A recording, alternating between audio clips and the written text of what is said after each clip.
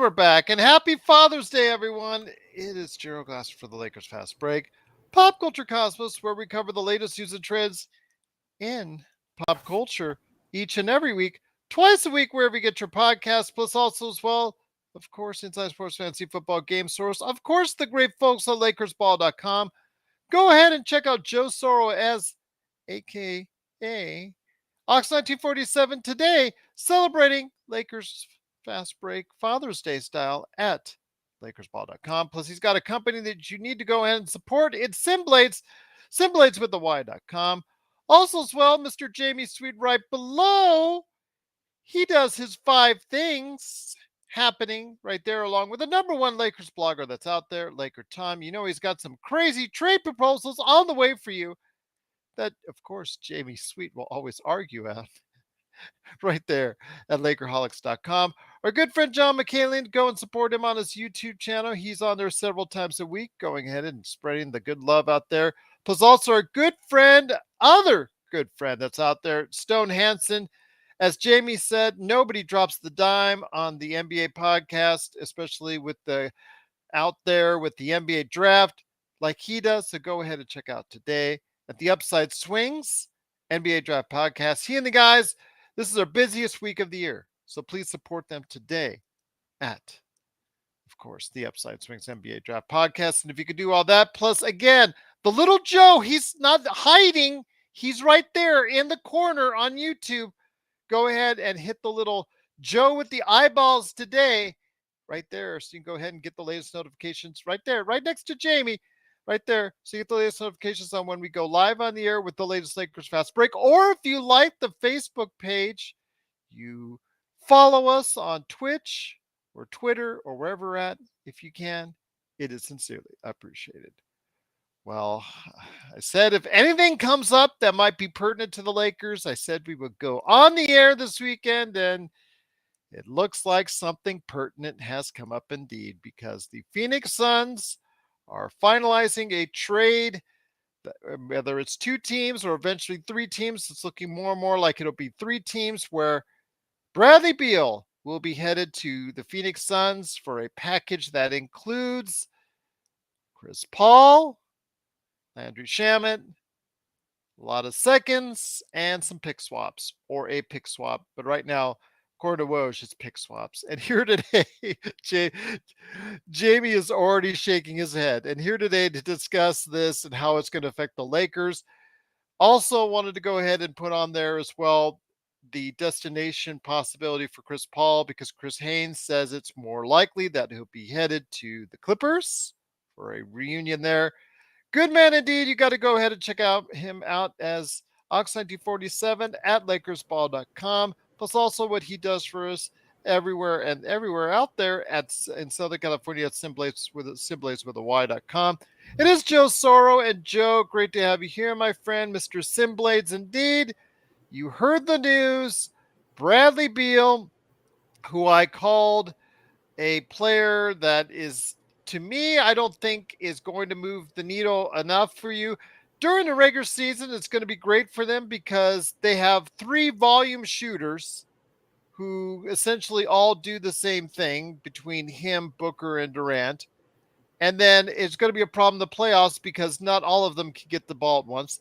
But in Beal's case, he hasn't shot 40% from 3 since 2016 and is probably on the worst contract in the NBA. They're now they're not in the first bracket under the new CBA.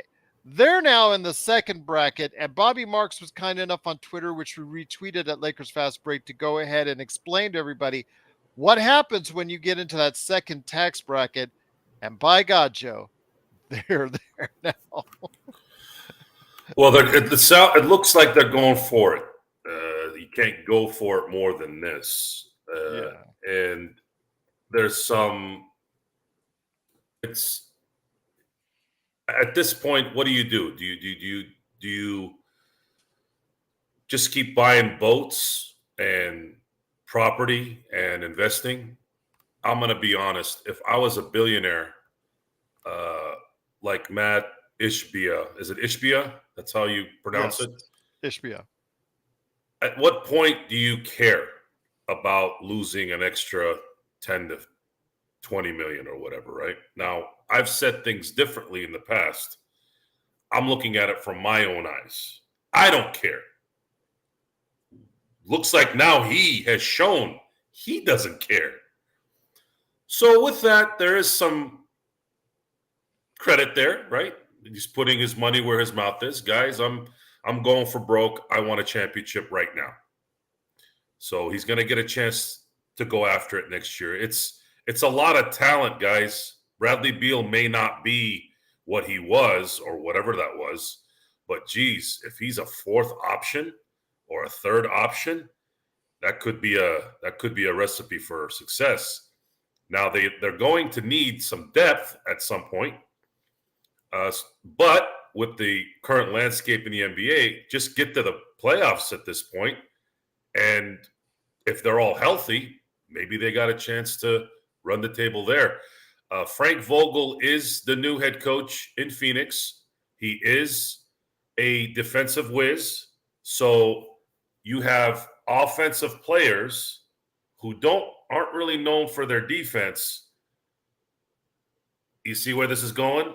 So Frank's going to basically tell the boys, guys, you listen to me on defense, and I'll let you do your thing on offense. But you guys are going to have to get chemistry.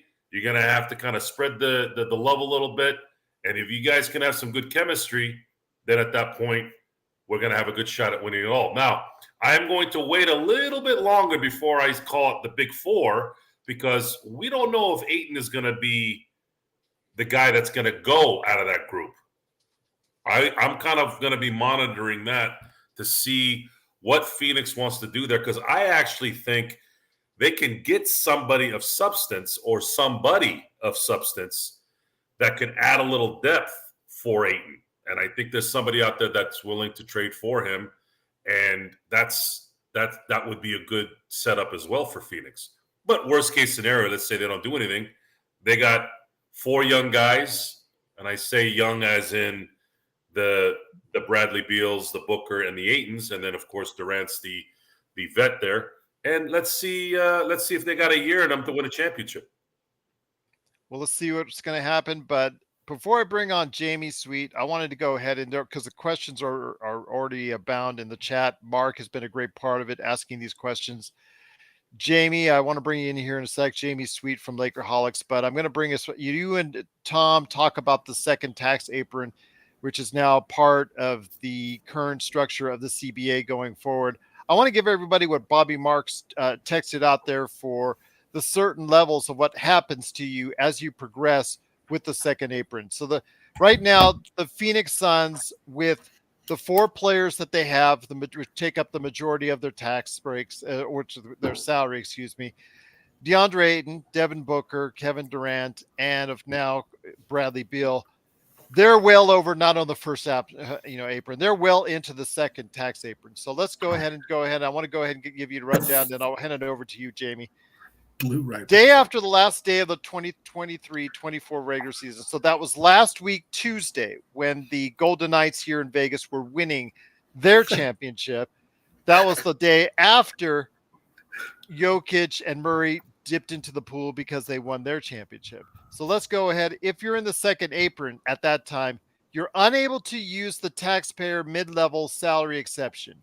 You were unable to use a taxpayer exception generated in a prior year. And starting in the 2024-2025 season, a team's pick is frozen in the first year it exceeds the second apron, and then is moved to the end of the first round if it exceeds in 2 of the next 4 years, a total out of 3 out of 5 seasons. So yeah, it's right now very concerning. Before I go even further, I'm going to go ahead and bring Jamie in to let everybody knows what happens after July 1st. So before we even get to that, my friend, again, you can take a look at it on my Twitter feed at Lakers Fast Break. But Jamie, like Joe said, they're going all in, and I guess that's what a team needs to do if they want to go all in. Well, and that's not to say that this is the last move Phoenix is going to make, right? They could still trade Ayton. They could still trade Campaign, who's on the roster next season. And one assumes because they don't have anybody else on the roster after that, they'll pick up the player option, the team option on what's his name, Ishmael Wainwright. Yeah. Ishmael He Wainwright. usually goes by Ish Wainwright. He usually goes by Ish Wainwright. So you could assume those 6-7 guys will be on the team. It's just to let you know it's a partial guaranteed on Campaign's contract. Right. I mean, they're going to have to. That's going to be their 5th best player. So yeah, he's going to have to play point guard because they don't have anyone to play point guard. They're going to need Campaign. This is the Campaign bust out season coming up that we're about to see. Right. So, I actually won't be surprised if the next move is to trade Ayton for more depth. Trade Ayton to Indy for Turner and Heald, or Turner and a couple other guys. I mean, obviously they're looking to build around Beal, Durant, and Booker, right? And Booker, let's be honest, they don't even need Cam to run the point guard. Booker's going to be the point guard. Booker's going to have the ball in his hands. Booker's going to be making plays. He's going to be the driving offensive creative force on that team. I remember when everybody got in a big tizzy about the Nets when they had Harden and, Kyrie and Durant, and it was like, oh, how will the league survive the onslaught of offense that's coming your way? And that's never happened. It was a giant steaming pile of BS. The champs are the Nuggets. That's the team. That's the team people should be gearing up to beat, in my opinion. This is just. I mean, if Matt, whatever his name is, thinks this is a banner-winning team that he's assembled already, I think he's going to be disappointed. You can't win an NBA championship with 4 or 5 good guys. We just saw that. It takes a team, and you're going to get beaten in the playoffs. They may or may not accrue a gaudy regular season record. They might make a run or might not make a run at the Warriors or the Lakers, regular season winning records and streaks and so on and so forth. If they can figure out how to all share the ball and make it work. None of them play defense. Joe said that right off the bat, and I couldn't agree more. I mean, Frank is going to be like, hey, guys, let's try on defense. But, I mean, we saw how quickly a locker room turned on Frank Vogel as Laker fans. And they didn't play. They did, and they granted that team played defense, but they had guys who could play defense and wanted to play defense. Nobody on this team is going to want to play defense. I mean, they'll say their lips will flap the words defense will come out, and everybody will be like, oh, they're going to play defense. I'll believe that when I see it, especially from Booker and Beal. Durant's fine. He's tall, he's long, he knows how to use his length. He's a smart guy. He gets in position well. But none of them are lockdown defenders. None of them are ball hawks. None of them guard the paint. Not even Ayton. Ayton's not even all that great of a defender. He's more of a, kind of catch-all, do everything kind of good center. So I think they're at least another move away. In the YouTube, Facebook, in the chats, various chats, I posted there's a Forbes article that came out. Not all of the CBA comes into play this year.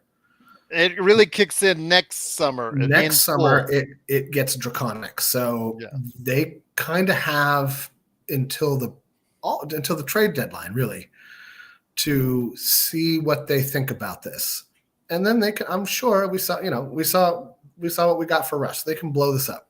It's not a problem. They'll be able to do it, and they'll recoup picks and they'll get stuff back. The only news really that I find today is that I really feel like Washington got fleeced. Like that's all they could get for Bradley Beal. That's all right. That's the Bradley Beal haul. That tells you how bad that contract it was. Well, it was, yes, but what they had no moves then, and they really don't have any moves now. I mean, that tells me that one of Porzingis, if not both of Porzingis and Kuzma, have already informed the team that they're opting out.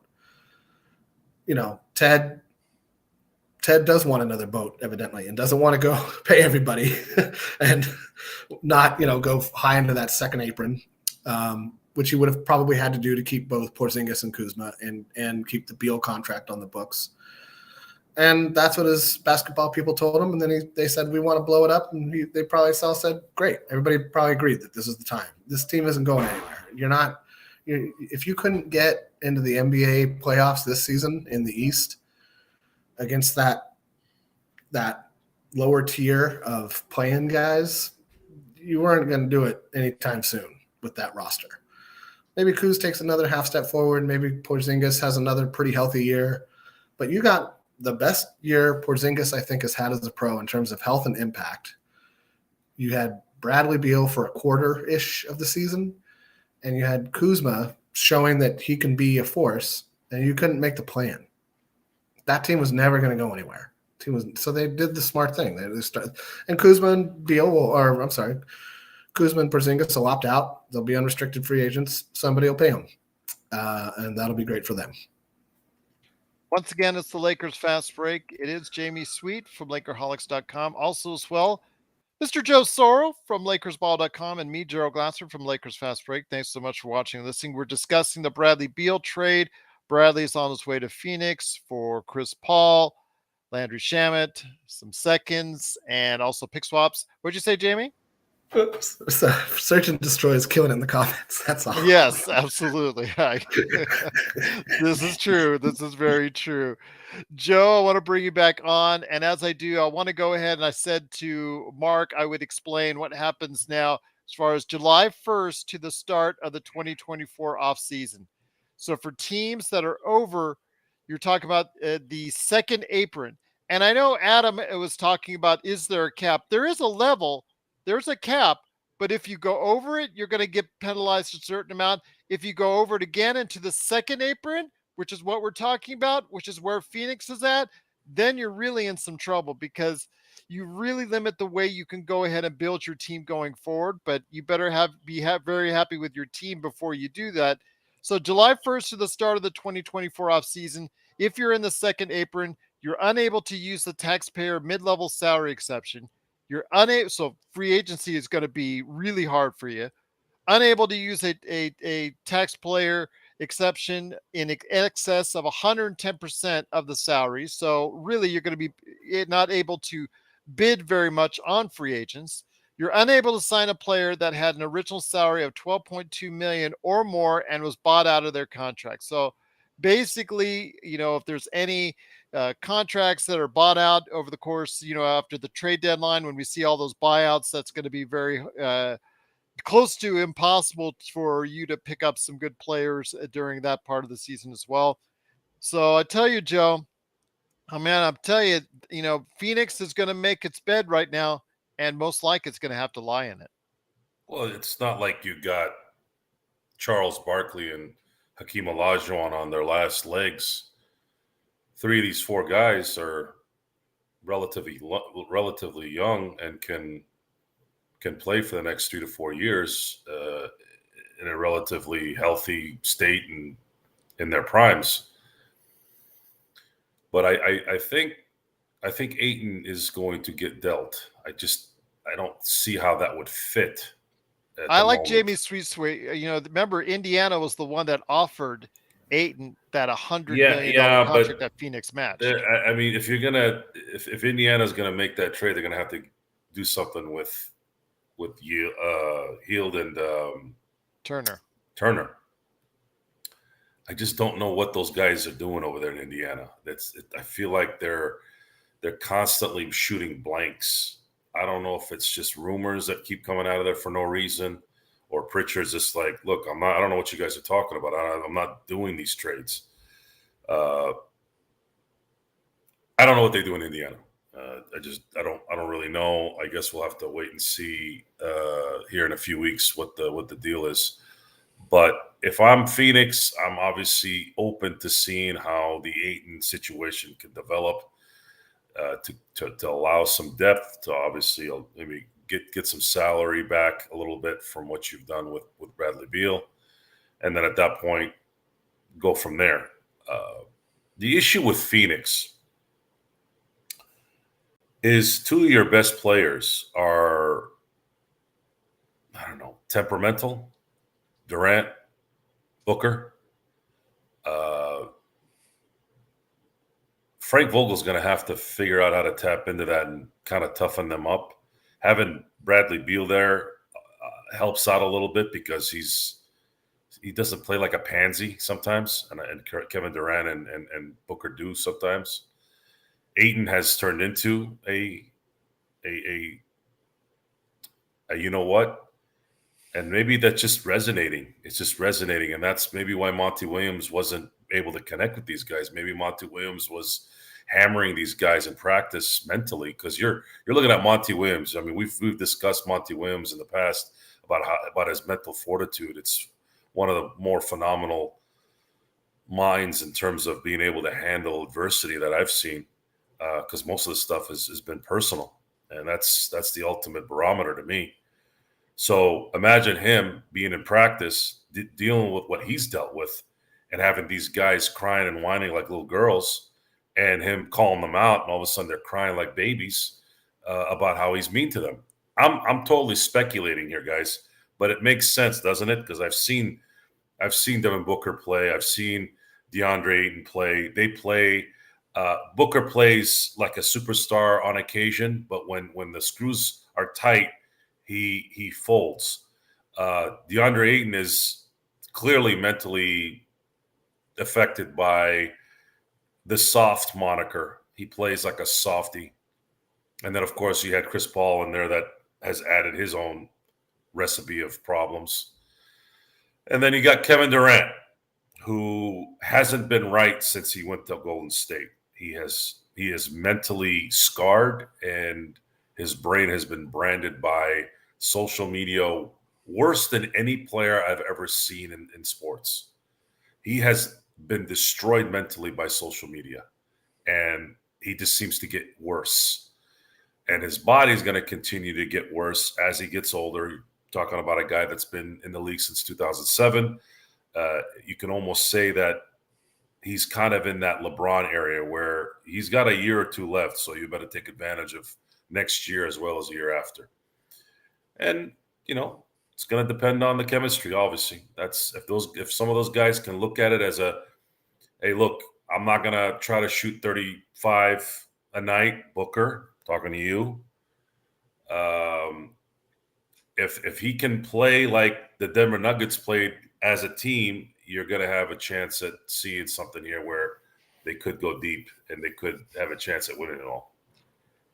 I'm just going to say this, looking at it on face value. I mean, I don't get the same 100% kind of vibes, Jamie, that, I got the day that the Lakers traded for Russell Westbrook. But, they're all volume shooters who are often injured. With those three players, I'm talking about Durant, Booker, and Beal. Chemistry. Now, I do think that for the regular season could work out, because if you have two of those three players at any given point in time during the season, you're going to have a pretty good season with those players.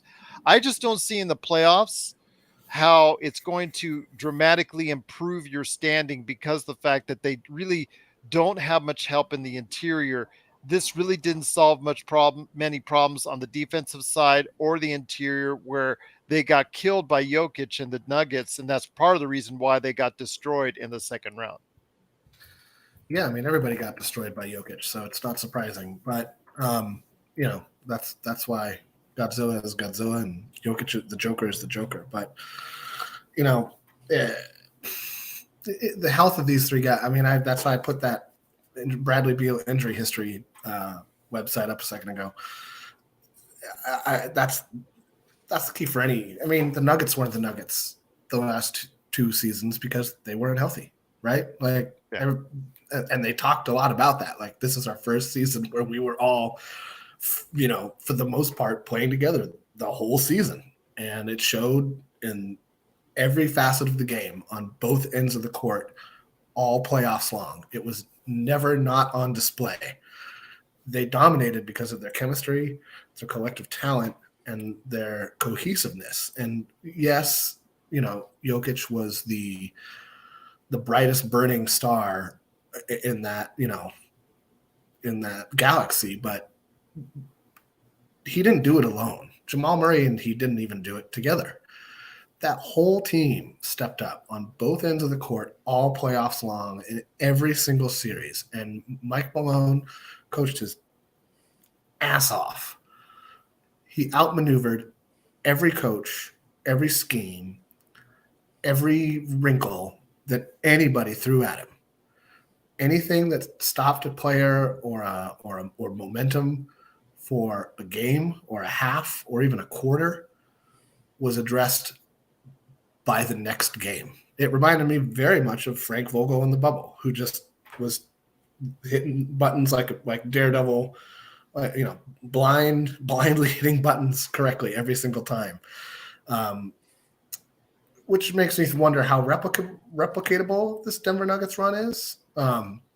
It's funny to already hear news reports coming from the Jokic camp about how he's tired of all the PR already and tired of this, tired of stuff. He's already in Serbia racing horses, right? He's done. He's ready to be done with all the talking. But that's the thing about the NBA, man. It will not.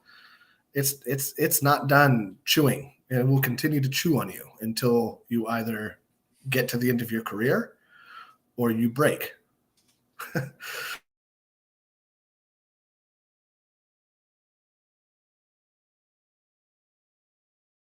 One of the reasons it's hard to for a team that's really good to just keep doing it, because it takes this toll on you that you don't really anticipate. Everybody thinks winning is so wonderful. And I think in the moment it is.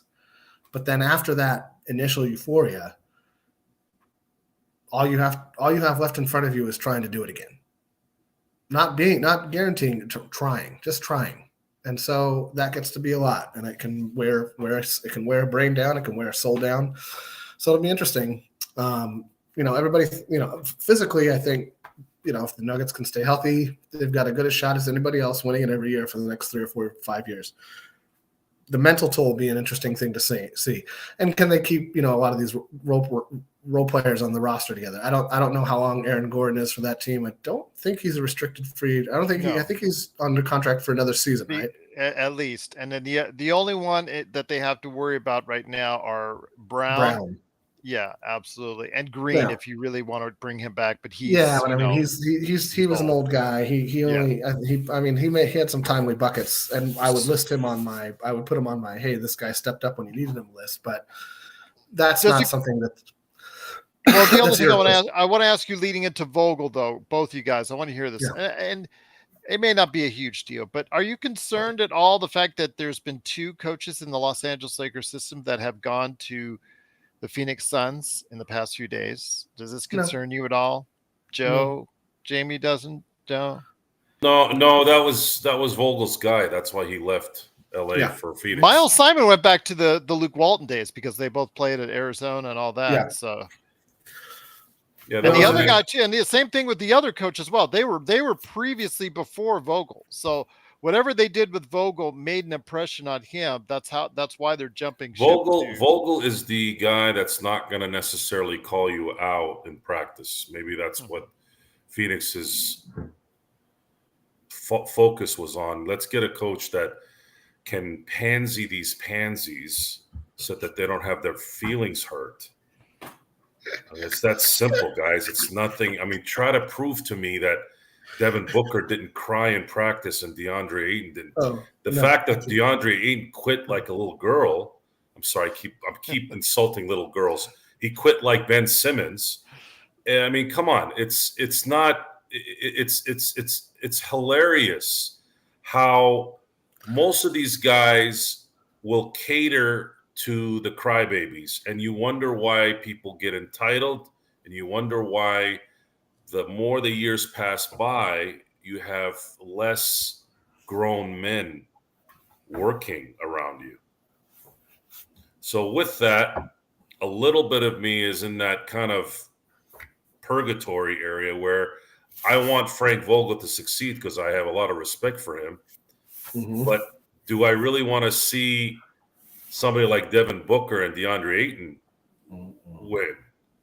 Well, if they're going to want to win, they're going to need to toughen up a little bit, or at least have some kind of unselfish chemistry. So we're going to get a chance to see if Bradley Beal can draw that out of them. That's where I stand on that, because I think Kevin Durant he's more of a merc. Mm-hmm. I don't know if I don't know what he does with people. I mean, I'm sure he probably just goes to practice, goes to the games, and goes home and does whatever he does, which I'm okay with that. It's just, it's sad, going back to what I was saying about Jokic in the last show, how there's really no representative of the NBA. All the great players, LeBron's kind of on his last leg, so it's not fair to keep him as the king of the league. But where are the guys that are going to hold the mantle? Where's the pride in carrying or advancing the league from a image standpoint? Instead, you got this dopey looking guy from Serbia who can't wait to get out of the court. Well, if that's the case, then you're not going to have a lot of people that give two craps about you or your league. Right. And then you got somebody like Kevin Durant who had the ability to kind of be that guy, and he's too affected by trolls on the internet criticizing him. I mean, really? Yeah. What is this? It's just I don't know. The NBA is going to still make their money. They're still going to get their TV money. They're still going to get their advertising money. So it's kind of a moot point, I guess. I'm just sitting here playing the get off my lawn guy, right? But let's be honest. But you do a good job of doing that. Let's be honest. Don't you think that the enthusiasm of being the best in your league and having the pride to represent it, don't you think that's important? Don't you think it makes the league better that way? These guys don't give two craps about it. So for me, I'm looking at it this way. I'm going to still enjoy it. I'm going to still watch the games, but I'm going to lay down the smack. And I'd love to say, I'd love for it to get around, and maybe it might trigger something. I don't know. It'll probably trigger the other way, which is fine by me because I like doing that too. But I just think it's kind of just sad that you had Joel Embiid win the MVP this year, and he fizzled away like bacon, burnt bacon, because all he cared about was it turned into this story about his MVP. I'm like, dude, you're a favorite to win the championship. Why do you keep talking about this stupid, irrelevant MVP that Kobe Bryant and Shaquille O'Neal won once? One time. Okay? Two of the most iconic players ever won one MVP, just like Al Pacino won one. How the hell has Al Pacino won one Oscar? You knew we'd go there. How the hell is that even fathomable? Al Pacino literally has at least 10 iconic characters. There's people that barely have a quarter of an iconic character in life, in movies, whatever. This guy has like 10. He might have 15. And hold on, and happy Father's Day to Al Pacino, a recent father as well at 83. It's just so what there you go. Where do we go from here? Oh man, where do we go from here? Once again, it's the Lakers fast break. It's Gerald Glasser along with Joe. What's the new award that's going to be coming this summer? The Little Engine That Could award. The Spirit Award. Yeah, the Spirit Award. Is that what's next? There's like 10 awards that I didn't even know existed in the last few months that I ended up hearing about. The Hustle Award, the Clutch Award, and then the guy that won the Clutch Award couldn't make a shot to save his life when it mattered. It's going to be the cleanest locker room award. And then what are we going to get? We're going to get a semifinal MVP now in the NBA Finals or NBA playoffs? You're definitely going to get a mid-season tourney MVP award coming. We're going to have a tournament now. We're going to have a tournament, and because the ratings go up, people are going to be excited, right? You know why the ratings are up, guys? Because of gambling. And I gotta admit, I can't wait till a big name gets caught gambling, and that's what's gonna maybe that might shift this whole gambling thing a little bit. Gambling, I was okay with gambling to a certain extent, but it's gotten so out of hand now with all these just scumbag companies sponsoring everything from. It's going to turn fake soon enough, I guess. Maybe we might as well just accept the fact that sports is going to be fake at some point, right? It's going to be wrestling.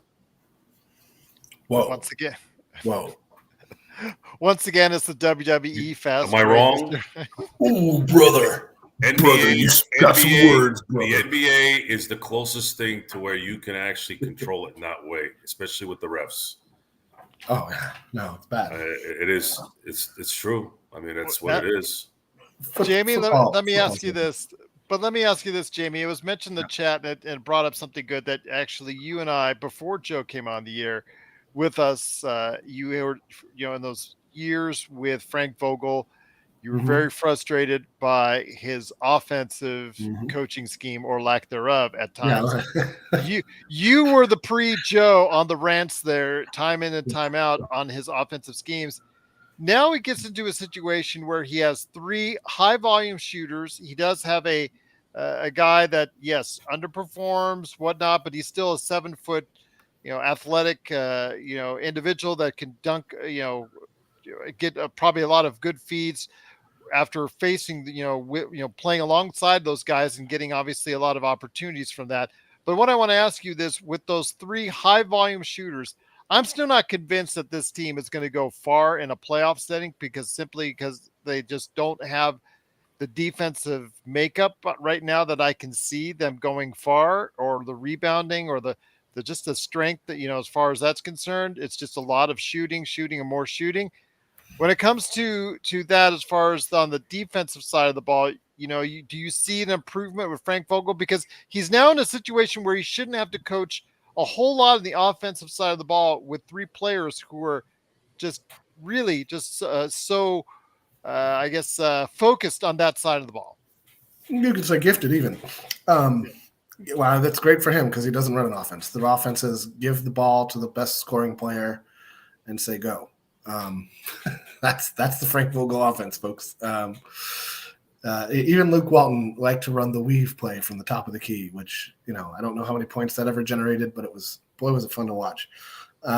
Look, they didn't bring Frank Vogel in for his offensive genius. If they did that, they'd have gone with D'Antoni 2.0.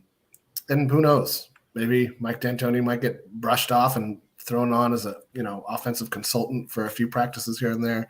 I doubt he wants to travel at his age anymore unless he's a head coach. This is a bad mix, in my opinion, of guys who won't play defense and the coach who really is good at nothing but. This is not a recipe for smooth basketball. I think this is Beal's the worst shooter of the 3. And it's not close. Okay. First off, I think not that I'm a huge DeAndre Ayton fan. I do want to say that even though he might not be, the second coming of Kareem Abdul-Jabbar or even, Eldon Campbell, he averages a double-double for his career. He averages a solid 10 rebounds every season. He averages over a block every season. It's decent big man numbers. Is he overpriced? Yeah, that's not his fault. Because he's a decent big man. Yeah, he's solid. He's a solid big man. You can have him anchor the paint on both sides of the ball and be okay. And we saw Frank Vogel do well with that, right? We saw Frank Vogel do well with even worse than DeAndre Ayton at the center position. We saw him do, Andre Drummond. Who's better, Drummond or Ayton? I would say Ayton's better than Drummond, right? Ayton could score. They didn't get too far with Drummond, though. No, that was a bad move on everybody's part. But point being is, when he had guys who understood their roles, and that's where I think that was where Vogel excelled as a coach. When everybody knew what their job was. LeBron is going to win, is going to control the offensive flow of the game from the, whatever you want to call it, point guard position. AD is going to be the linchpin, the release valve on offense, and he's going to be the focal point on defense in terms of being like a free roamer, able to shut guys down because we have a center. We have a solid 7-foot dude, 2 of them, who we can play for, 15, 20 minutes a game each. They're going to absorb the bulk of the banging minutes against, guys who just want to pound the ball inside and drive the ball inside. And they're going to do the hard things. They're going to set the screens. They're going to box out. They're going to let LeBron grab the rebound to get the break going. They're going to let AD grab the rebound to get the break going. They're going to let other guys get the stats. They're going to do the work. That person does not exist on this Suns team. Nobody on this Suns team is going to do the work plays. There's nobody. So they're going to have to scour the veteran minimums which is all they have access to really at this point. They have veteran minimums. They can trade Ayton and only take 110% back of his deal. So they can't even get what another team trading Ayton could get, which would be 125% of his deal. And there's another trade kicker on top of that. The NBA says you can add. This is where it's really going to get math wonky this summer. You can trade 125% plus $100,000. And a trade is legal now if you're under the second apron. If you're not, you're stuck at 110. No extra $100,000, no 125%. 110% of somebody's deal. Pheonix is going to either have to go all in on making DeAndre Ayton feel like the superstar to like help him reinvent himself as a Sun in his mind, or they're going to have to trade him. And I think it's number two. I think that's the second domino that's going to fall at some point, either on draft day or free agency or sometime before the season starts. They're going to have to at least, contemplate. It may end up being more like a Russell Westbrook thing where you wait till the season, you kind of see how it works out with some vet minimum guys. You explore an Ayton trade later in the year. Honestly, I think teams that are under the cap are the ones that Pheonix will pursue. Teams like OKC, teams like the Spurs, teams that can bring in more salary and send out fewer players and just send them money because that's what they're going to need. They're going to need a TP. They're going to need traded player exceptions to be able to sign decent talent. That's what I think the next move will be, like a move. And, if Wembanyama is Wembanyama, having a guy like Ayton to, be the center and let Wembanyama be more like AD was in the banner winning season for the Lakers, a little bit slimmer, obviously, than AD was then, but I think AD needs to slim down and play more at the 4 and 5, less at the 5 anyhow. That's not the worst thing for a kid coming into the NBA at 7 foot tall. You want a guy who's going to be the bruiser. So, and I really don't think San Antonio has a center right now. And I think they're about still 30 mil under the cap. And I'm not sure when they have to, I'm not sure what the dates are for everything, for when they either have to pay their players the sum back, whatever the difference is. But it'll be interesting to see what Pheonix does with Ayton, because that's it, right? What campaign makes like $6 million. You're not trading campaign and reinventing the roster. You're not bringing in the guys you need to do the work. They need workers. They have plenty of CEO type players on the roster right now. Problem is they don't have any workers and they don't have the means to bring workers in. We saw what a team of high priced talent and vet minimum contracts gets you. Doesn't even get you to the play-in as the Lakers. Now, you can argue that Pheonix might do a better job assembling vet minimum talent than we did, but I don't know about that. I'm not so sure. I mean, it's going to be this. I know that this is like the only NBA news right now, and so that's basically why we're talking about it. But well, this is just the kickoff, my friend, because I'm assuming it's going. I mean, like today or this weekend. Or maybe something more will happen tomorrow, I suppose, on Juneteenth. But I would be astounded if it did. I think you'll see. I think they're going to give this a week or at least 3 or 4 days because they're going to accommodate Chris Paul, right? They're going to be like, okay, let's see who we can bring in to take Chris's deal. And however that works, whatever that nets Pheonix is another kind of permutation. We won't know that till it happens, but one would assume it would be 3, 4, 5 into next weekend, because nobody's in a hurry, right? There's no timeline to get this done. It's you got time. So the new CBA technically doesn't even go into effect until July 1st. So even right now, I believe Pheonix isn't hit by all of these penalties. Well, they're unable to use the taxpayer mid-level salary exception. They're unable because they're way over the current cap. No. But I just mean they might be able to. Well, they're the rules of the second apron after the last day. That's what I'm saying. But that's what I'm saying is that CBA doesn't go into effect until July 1st. It doesn't. I'm just letting you know what happens from now until the 1st. So according to Bobby Marks of ESPN, I think Bobby Marks may. Well, I don't know. This is what I mean. I don't know. I'm not sure. That'd be interesting to see. That's what I want. These are the things that really haven't. Because he's got it listed out there, right there. It's right there, available on my Twitter at Lakers Fast Break. He has it listed out. Gerald, I don't Twitter. Do Twitter? Okay, fair enough indeed. I'm too old. But once again, it is the Lakers Fast Break. It is Jamie's tweet from Lakerholics.com, Joe Soro from LakersBall.com, and me, Gerald Glassford. Thanks so much for watching and listening.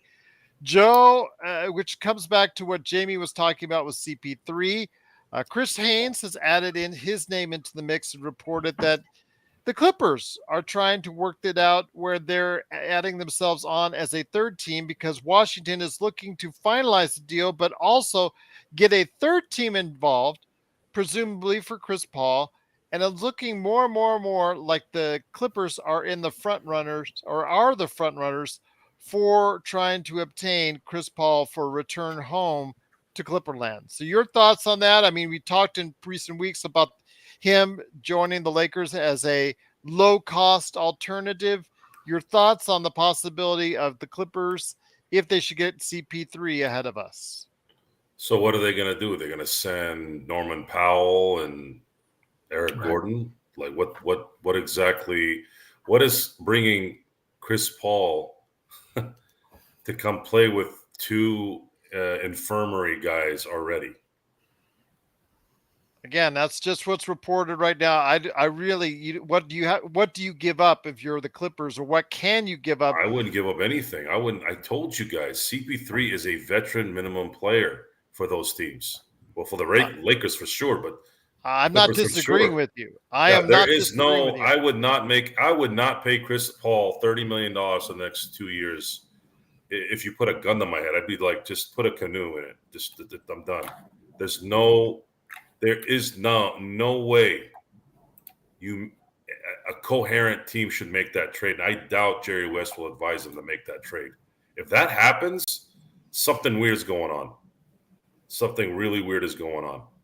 And for Chris Paul, if he's thinking he's going to go back to LA as a Clipper, that might mean that the Lakers have shown no interest in bringing him in as a veteran minimum. But at the same time, I doubt that Chris Paul's going to want to buy out on that $30 million, unless the Washington Wizards say, look, we'll just pay you the rest of the salary. It's better than having Bradley Beal's contract beyond 2024, right? Well, I think that if you're talking about it's $30 million roughly 2025, I should say. $30 million if you pay CP3's contract in full. Let's say because that's 2 more years after this year. It's 50 for this year. It's 15 partially guaranteed if you just let him go, that you're stuck with.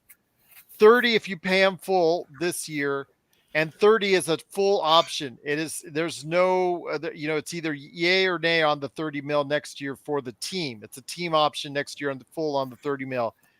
It's partially guaranteed for 15 mil this year, up to as far as 15 mil. And then if you do pay him in full, it's 30 mil for this year as well. So if that's the case, he would have to be paid his full 30 mil. And I noticed that we've got the Clippers numbers as of, thank you, Jamie, for doing that. Marcus Morris, probably someone they might be interested in because he fell off a cliff last year. Robert Covington also has flown off a cliff. So that's 28. Then you throw in maybe BJ Boston or Bones Highland. Bones Highland would probably be the one that would interest me if I'm on Washington end. So, it wouldn't take that many players that are in the Clippers rotation to go ahead and get CP3 if you want to. But I agree with Joe. You are seeing a fading star in CP3. No, but the Clippers could jettison salary and in the doing, right? Like, these are 3 guys. I can't understand why Clippers would make that trade. No, I don't either. I'm not saying I'm in favor. I'm just saying that in theory it could work. Why? I mean, the Clippers are up a creek without a paddle because you don't go ahead, do it then. I'm exactly. for it. I mean, if you're Chris Paul, you don't mind. You get paid your full 30 mil. Right. You get paid your full 30 mil. You move back home, right? Where I'm sure he's got a nice house somewhere in LA. I don't know for sure. He might have sold his house actually. Yeah, all the celebrities are selling their homes over there because they realized, oh yeah, I want my money too. Right. But again, when it comes to what we're seeing, though, it is something that it is a chess match paying. I am actually glad the Lakers are not involved in this. I really think Yes. that, in a playoff setting, regular season wise, Joe and Jamie, I think this is going to help Phoenix because, again, with the way that they are injured, you have probably two of the three stars there. They're top three guys. I'm not counting Aiton. Two of the top three guys there playing at some point in time during the season. I'm imagining that they're going to get hurt each and every one of them at some point in time. So you figure they're at least going to have 50 to 60 games with two of the three out of the three top players that they have. They all have similar games in that they're volume shooters. So regular season, I think it's going to be fine for them. The playoffs, I think, is where they're going to disappoint once again. Because they don't have anything for the inside. DeAndre Ayton, as Joe pointed out, is just not enough. Guys, any thoughts on that? Or Joe, you mentioned, like I said, with DeAndre Ayton, I just don't think it's enough. I just don't think that's going to win you a championship with that lineup. The focus this summer should be the Lakers, Denver, and maybe seeing what Miami does in the offseason that can help them get at least one guy that can help Jimmy Butler at the end. At the end, could it be Lillard? I would like to say that that's probably who Pat Riley's looking at. What he's going to have to give up isn't the issue. It's what Portland will accommodate Damian Lillard with. And it's the perfect scenario for everyone if you think about it. If Damian Lillard says, look, guys, you guys know I've been loyal, right? I've been there for you guys. I tried. We couldn't get a top pick to get Wembanyama. Hey, guys, come on. Do me a solid here. So the first thing that Portland's going to want to do is they're going to want to send them east. And they're going to want to keep them in the west. Miami's the perfect place to go. Money-wise, you go into a tax-free state, or at least income tax in Florida. That helps Lillard's agent make it clear and nice. And Lillard goes to a team that has Jimmy Butler on it and likely will have Bam Adebayo, because I don't think they're going to trade Bam or Jimmy Butler in that deal, because they have to keep kind of like the core there and have enough size to accommodate a perimeter heavy offense. And if you have Dame Lillard, Bam Adebayo, and Jimmy Butler, now in the East being what it is, you can almost guarantee, barring any injury, that Miami's going to go back to the finals next year. And then at that point, might have a chance at winning it all with Damian Lillard as really the one option on that team. Jimmy Butler would probably shift over the two. That's a good point. That may be easier for him than playing the wing primarily that he does now. Maybe that's going to be a little bit easier for him if he goes down. If I had to bet, I bet that's how it ends out. Because Chris Haynes is reporting that the Miami has focused on Damian Lillard. It is. And when I heard that Bradley Beal was between Miami and Phoenix, we hadn't heard Phoenix in that mode. I almost instantly knew that Miami wasn't going to give the Wizards what they wanted. They probably just said, look, we'll do this. Or maybe they didn't want to take on Bradley Beal towards the end. They're like, maybe, you know what, this isn't going to work. Let's go after the really big fish, which is Dame Lillard. Dame Lillard, either we go after Dame Lillard or we just run it back. I think that's what Pat Riley's thinking right now. But I believe as soon as Damian Lillard says, I want out, I believe he goes to Miami not too far after that. I would go for a package of Kyle Lowry, and you're saying Tyler Hero. Duncan Robinson could be in the mix because, he did find himself solidly in rotation this year, but we saw the lapses, Jamie, in his game. Defensively, he got killed by Bruce Brown in the playoffs, in the finals. We saw that, even in other rounds, he was getting hurt there too. yes, he can be a great benefit as far as his shooting is concerned, but we you saw saw we last saw year. the same thing happen in 2020. We saw this. The Mhm. Tyler Hero is this amazing shooter, and Duncan Robinson was a scary shooter. And as soon But as you they saw met Duncan Robinson couldn't even get off the bench last season. as soon as the West teams came in, it was bye birdie to all these guys, and it was just. I'm sorry, we if there's one thing we really needed to understand in the finals is that the East is and will be in the foreseeable future an inferior conference, and it hasn't stopped for close to 24 years. For 24 years, the East has been the secondary conference, and they've won championships. Yeah. And I've gone through this before, the only team that you could say dominated, at least in the finals, was the 2012 Miami Heat, but they struggled in the East. They had to come back from a 3-2 deficit against Boston. There's just not been an East team that has dominated from start to finish. They just don't have it. They have to kind of get lucky. They have to kind of get through a certain setup, or they have to have an out of this world performance by someone. There's no East team that's dominated like, let's say, the Bulls in the 90s or Detroit.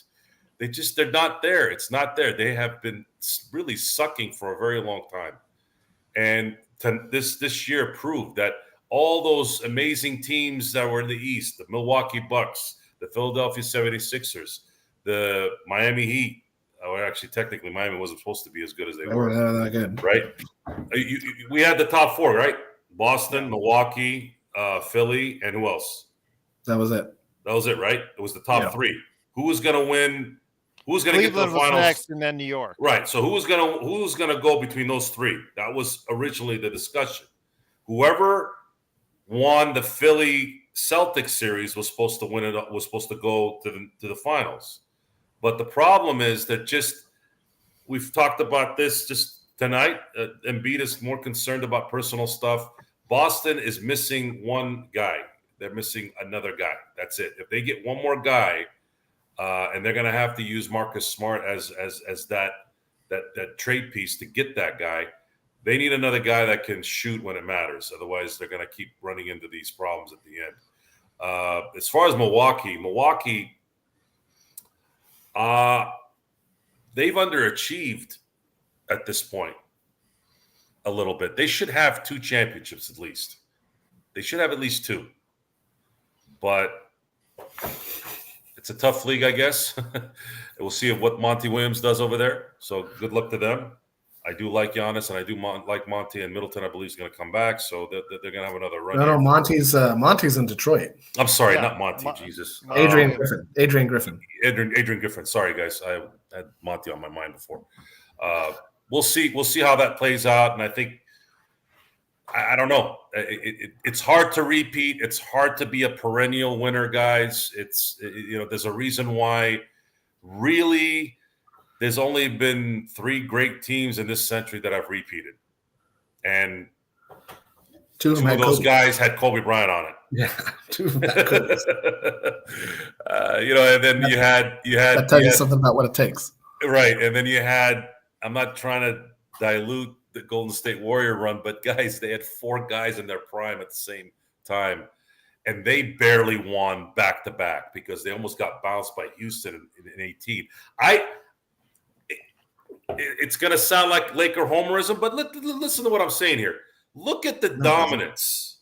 If you look at the dominance of the last – it's true. That is true. It's true. The last 24 years. It's true. The last 24 seasons, when you look at dominant teams that have won, I mean, go look. Don't listen to me. There's been one dominant team in the last 13 years in my book, and that was the 2014 Spurs.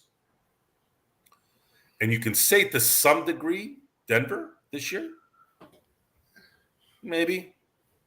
they kind of dominated from beginning to end. You know, they were the 1 seed all the way through, and they kind of turned it up a notch. But we're still kind of like, right? 2014 Spurs, and then you can kind of give the consolation prize to Denver this year. It's very hard, very hard. I'm not counting Golden State in 17 and 18. I'm sorry, I won't. There was too much talent there for it to count. Anyone with those 4 players, no matter where it was, would have won. There's just too much talent. 4 guys in their prime. 4 guys that are going to go in the Hall of Fame. It cost LeBron a even bigger legacy if that's possible. We'll see what happens, guys, but a lot of things shaking out. This is something that was going to kick off, hopefully, a very busy week for everybody in the NBA and all of us here at the Lakers Fast Break. Adam says, I think Denver could get beat next year by several teams. The Kings, the Warriors, the Lakers, even Oklahoma City could oust the Nuggets. Let's not get crazy with the Kings. Yeah. I think OKC is still a year away. They have to gel. I think it's first. I think Chet. I got to see Chet on the court in an NBA platform. I saw him, as far as what he did before, but I really want to see what he looks like on the court. Coming off his injury, we'll see what happens. He's going to look tall. He's going to look tall, but will he be effective? Same thing with, what's going on with Wembanyama. Can we see how he looks on the court? We think he's going to dominate, but let's go ahead and see that if it's going to happen in practice. The Kings, do you think the Kings are, did they play above their heads? A lot of people are going to be saying yes, and that there's a fall expected, once everybody realizes how to play against the Kings. So we'll see what happens there. The Lakers, they do need to build some depth. They do need to go ahead and retain some key pieces. And, obviously we're going to talk about that here as well. And of course, with the Warriors, now that they lost one of their major forces behind the scenes, what are they going to do as far as they got Mike Dunleavy Jr. now sliding into the slot?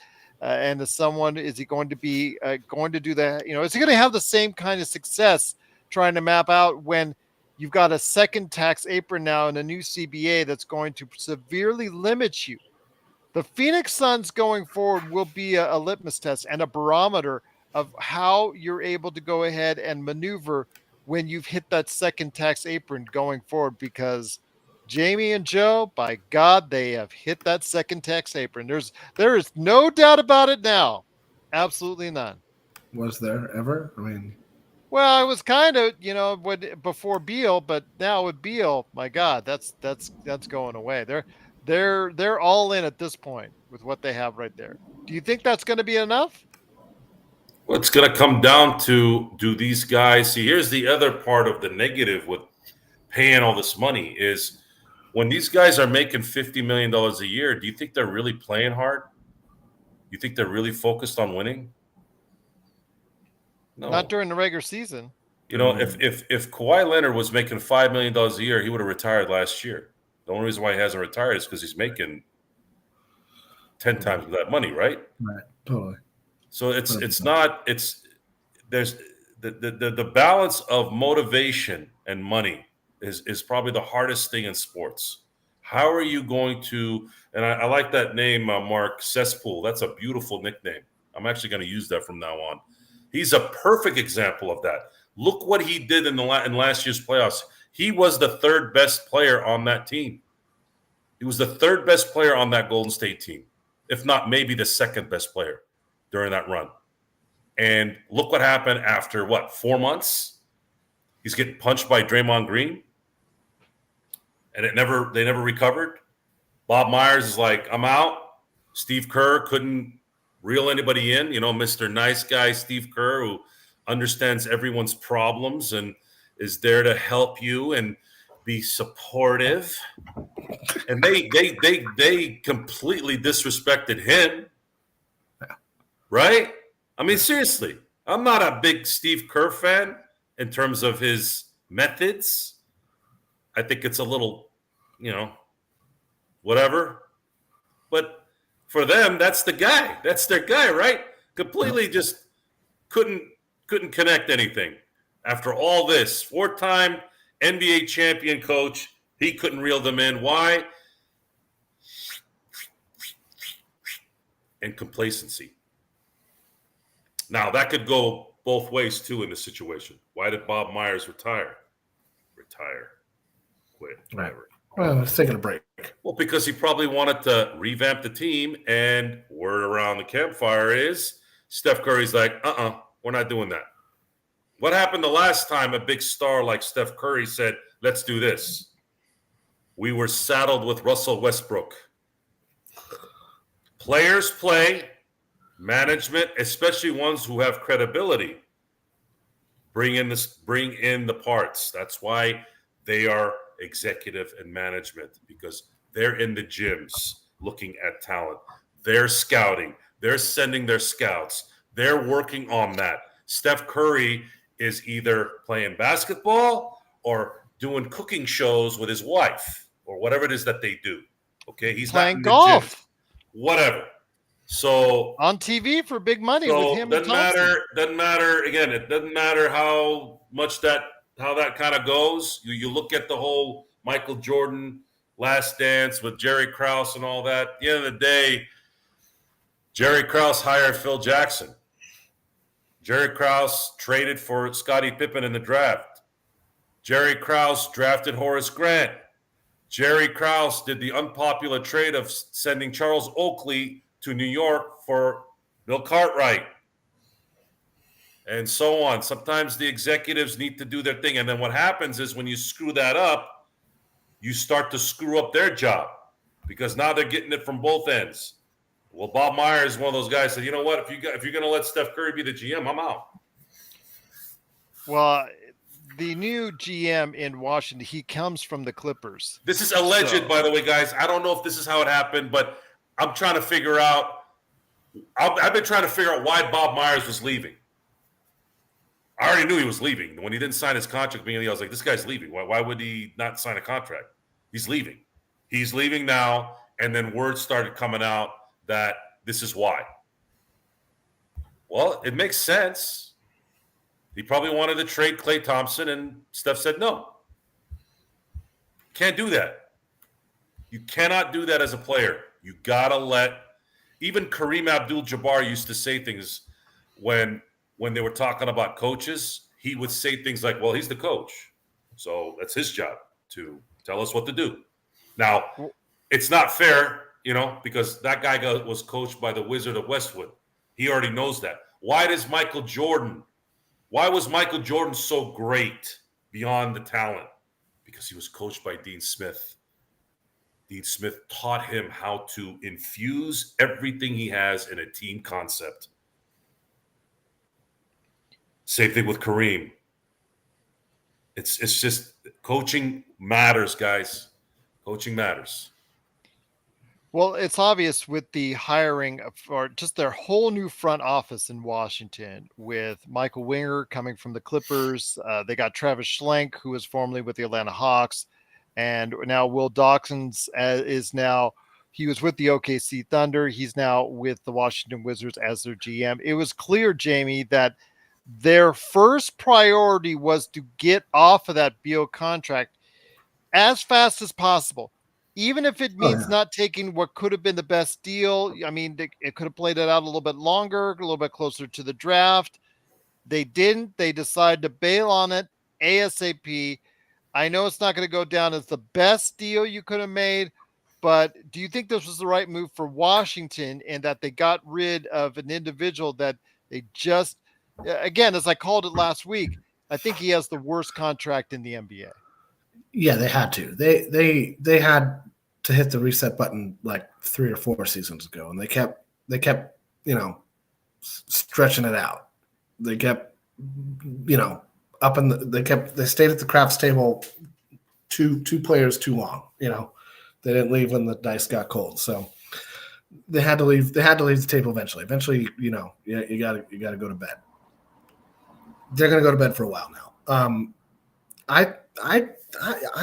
serious. I don't know that this deal comes. I think because it's not July 1st, they'll have more flexibility. No, they can't use their exceptions yet because those aren't available to them until free agency, which hits July 1st or 7th or whenever that is. but I think they can take back or move salary around at a higher level than they will be able to in a couple of weeks. And I think that's why they're doing the deal now. Now, I don't know who to ask that question. If you want to ask Larry Kuhn on Twitter, Gerald, that would be a wonderful question to get an answer to. But I'm 99.9% sure. This is my gut here. I don't, again, like Joe, I'm speculating here. I think the reason they're doing it now is because they have more cash flexibility with whatever it is they are sending in and taking back. The new CBA does not go into effect until July 1st. I know that.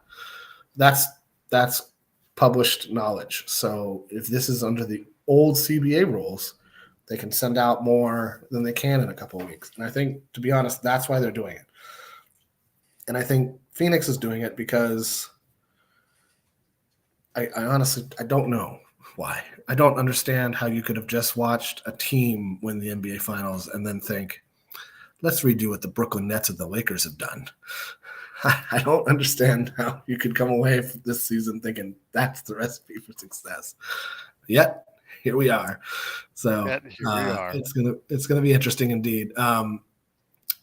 No, zero chance Kuzma comes back to the Lakers. We had our chance with Kuzma and we blew it. Another great Pacino line. You had your, or not? That's not. Well, Pacino. That's De Niro. That's De Niro and Copland. That's De Niro. Yeah, yes. De Niro and Copland. That's you De had Niro, a chance. and that you had a chance, and you blew it. That scene was. Oh my god! Yeah, it was eating really a sandwich and they never give me any napkins. So good. It's so good. That's one of Stallone's best performances in that movie. Joe, I thought of you while I was watching it because I knew you would love that movie.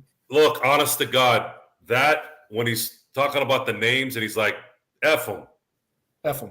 F him too. I've said that God knows how many times in my life. You said it probably just today. I didn't see Copland until after, and I was like, it's a really good movie. Oh, again, man, De Niro. One of Sly's best performances. Well, I think I don't think people really give Sly enough credit for being a good actor. And I had talked to people about the difference between Arnold and Sly. I said Arnold has had cringe acting in movies. I'm talking just look at you with your millennial terminology. I've never seen Stallone do a movie where I was like, geez, that was really bad acting. So we get back to Kuzma real quick. I want to go ahead and touch on this. I think he's going to re-sign ultimately with Washington at an overpaid price. Yeah. As much as we want to say we love Kuzma, we do know his limitations. He is an extremely volume three-point shooter, aka he's not that good at three behind the arc, but he loves shooting it. Will never stop shooting it. Does give you a lot of heart, defense, and rebounding. But yeah, I think he's going to go back to Washington or sign a big contract over $100 million. Jamie, you thoughts on that? 100%. Yeah, I would be surprised if he doesn't stay Wizard. I think they'll pitch him like, you're the star of the team now. You want to stay? And he'll go, I see that Bradley Beal money, and I go, yes. The only thing I say, Adam, to that though is, okay, let me just say this: that trading away KCP, trading away Kyle Kuzma did give us a year and a half of pain with Westbrook, but Westbrook, his contract eventually, like Laker Tom prophesized, just took it about 7 months after prophesized until around the time you prophesized. I'm sorry, 7 months. It brought us some players. 7 months. Yeah. 7 months. It was like a year and a half. It was a year and a half of bad prophecy.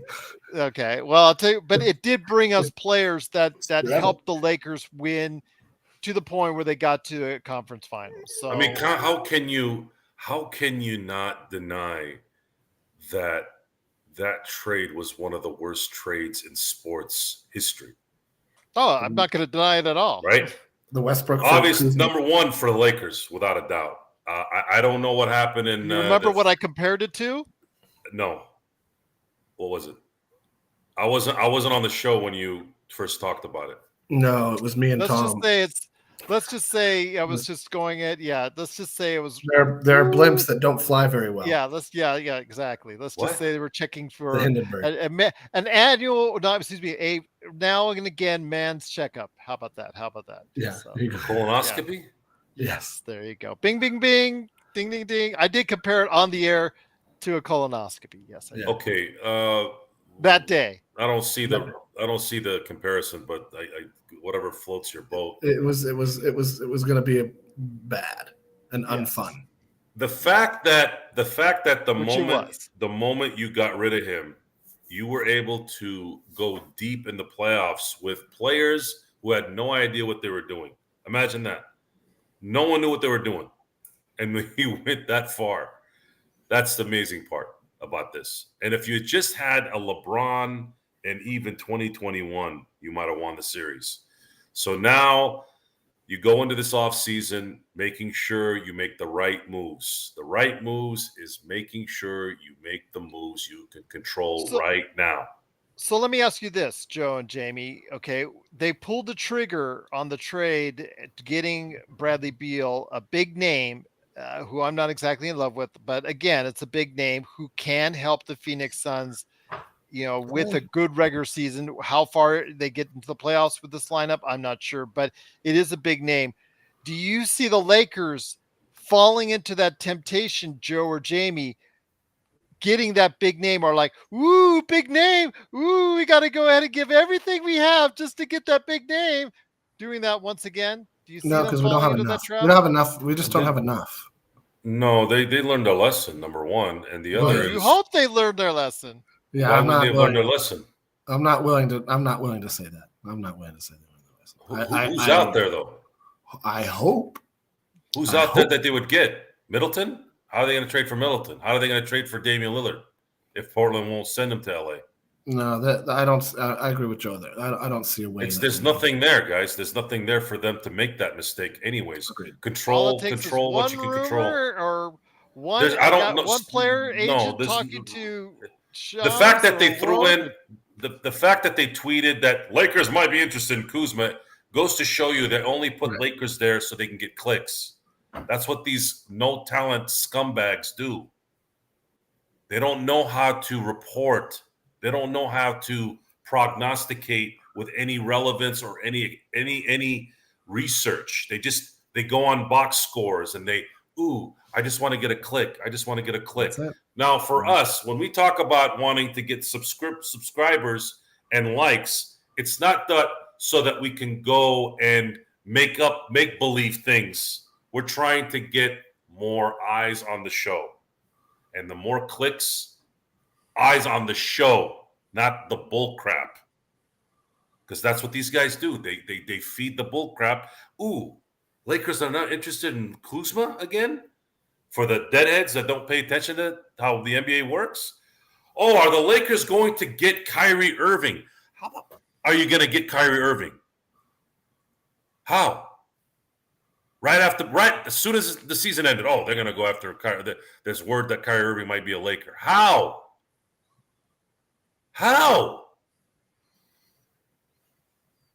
Now, BZ, that right there is, if you're going to look at something like that, does DeMar DeRozan become an option? Because that's the third time we brought up DeRozan. That Caruso. Makes sense. It's not going to happen, but at least it makes sense. LaVine, if Chicago wants to do what Washington just did, sure. But the problem with LaVine, to the Lakers is just not possible. We'd have to hope they want D'Angelo Russell, which is, you can hope all you want. That's not going to happen. No, it's not. That's a possibility because they don't have a point guard right now. No, it's don't not. Tell me, Pat Bev. It's not a no.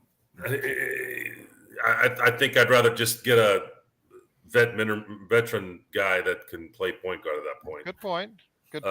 There is something out there if it presents itself in a coherent way. I'm not saying that there's not going to be a surprise that might happen, like a DeRozan, but it's just highly unlikely because the Lakers need to focus on controlling what they can control right now instead of being in fantasy land and hoping.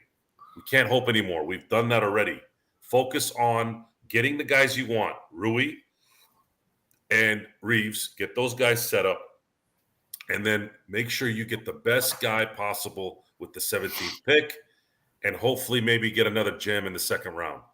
You can do that, and maybe Max Christie becomes something relevant, right, in his second season. I'm not going to hold pressure on him for that, but it would be nice to have some of our guys kind of step up a little bit more this next year. And then that will add only more to the depth and to the performances that are going to then preserve LeBron and Anthony Davis. Now, if Luka's listening, this is for you.